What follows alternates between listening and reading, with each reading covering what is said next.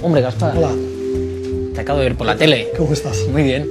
He visto que en tu intervención hablabas de fraude fiscal y estamos haciendo un programa sobre eso. Quería saber si el Congreso de los Diputados, que es el lugar donde se legisla, donde se hacen las leyes, se está haciendo la suficiente fuerza para combatir el fraude fiscal. No, yo creo que es uno de los temas donde hay una enorme frustración. Creo que es evidente que en este país el fraude es enorme, casi 80.000 millones de euros, casi 170.000 millones están fuera de nuestro país en paraísos fiscales. Ostras, explícamelo porque es que yo esto no lo entiendo, que no se luche contra esto lo acabo de entender muy bien.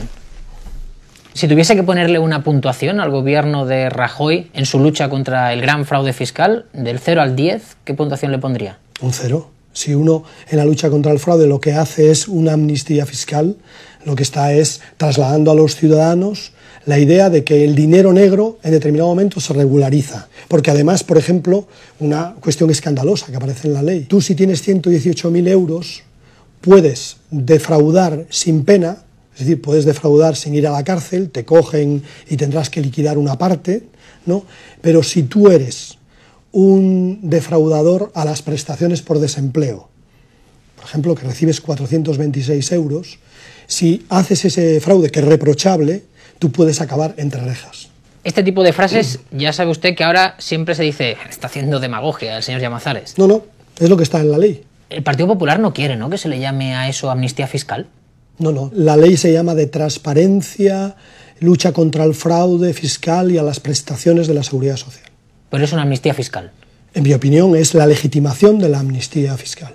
¿Y ustedes desde Izquierda Unida han hecho propuestas en el Congreso para luchar contra ese gran fraude fiscal? Pues me parece que hay una veintena desde el año 2006-2011.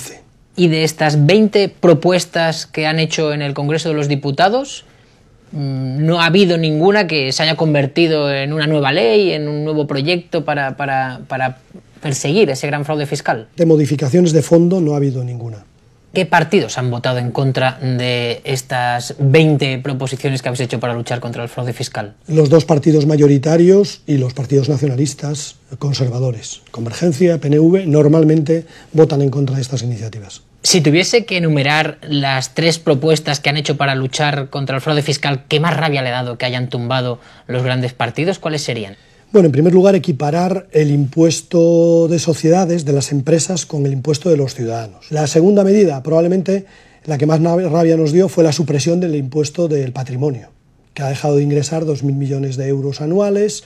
Y luego lo tercero es la reforma de la agencia tributaria, que dirán y continuarán diciendo que lucha mucho contra el fraude, pero hay que decir que es muy ineficaz. Tan solo logramos recaudar aproximadamente un 10% del fraude, que es grave, que demuestra que algo no funciona, ¿no? Y otra parte caduca. Lo más grave es eso.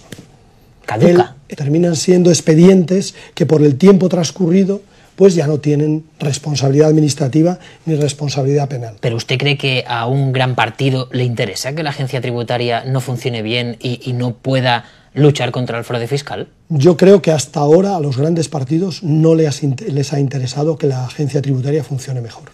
Es decir, el escándalo es que de las empresas del IBEX de nuestro país tienen dinero en paraísos fiscales el 80% de las empresas.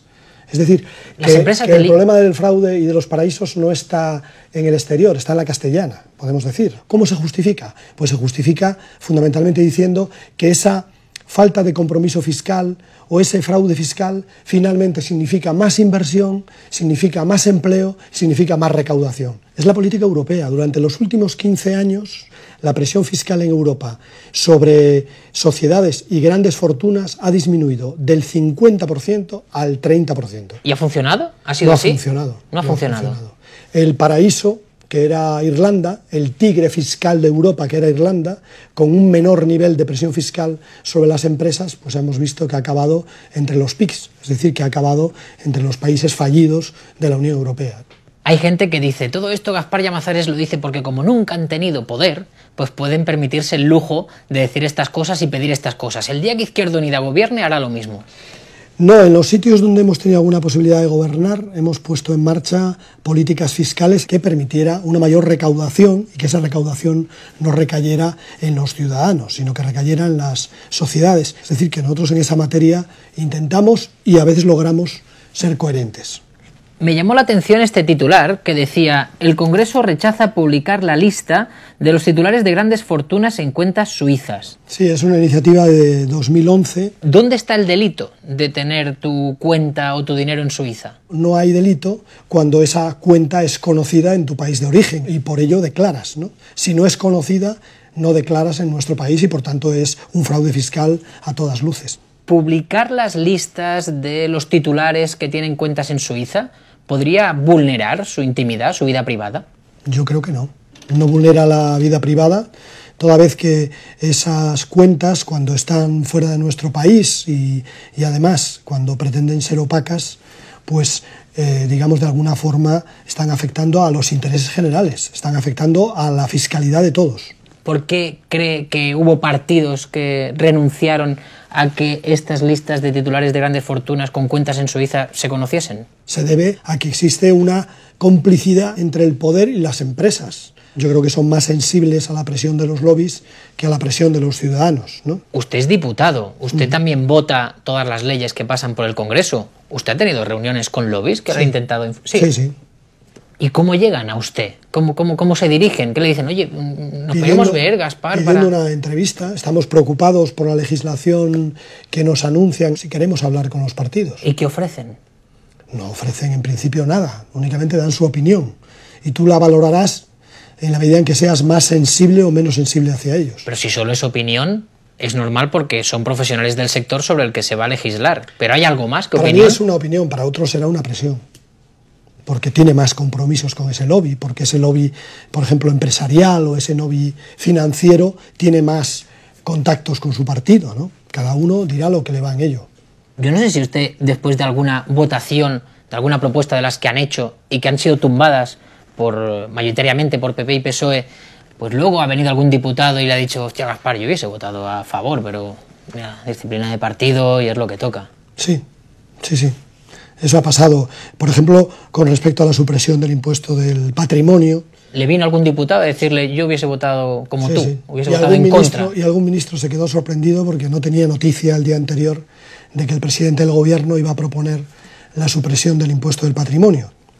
¿Quién era el ministro que le dijo: hostia, yo hubiese votado contigo? El ministro de Hacienda. El ministro de Hacienda era Pedro Solbes en aquel momento. Pedro Solbes. Pero luego Pedro Solbes votó con su partido a favor de suprimir el impuesto al patrimonio. No hubo prácticamente disensión dentro del grupo parlamentario socialista. Nada, ni un voto. voto. En la práctica, en los debates de pasillos y en los comentarios de pasillos, por supuesto, que había mucha molestia con respecto a esa medida y con respecto a otras que tienen que ver con la lucha contra el fraude fiscal.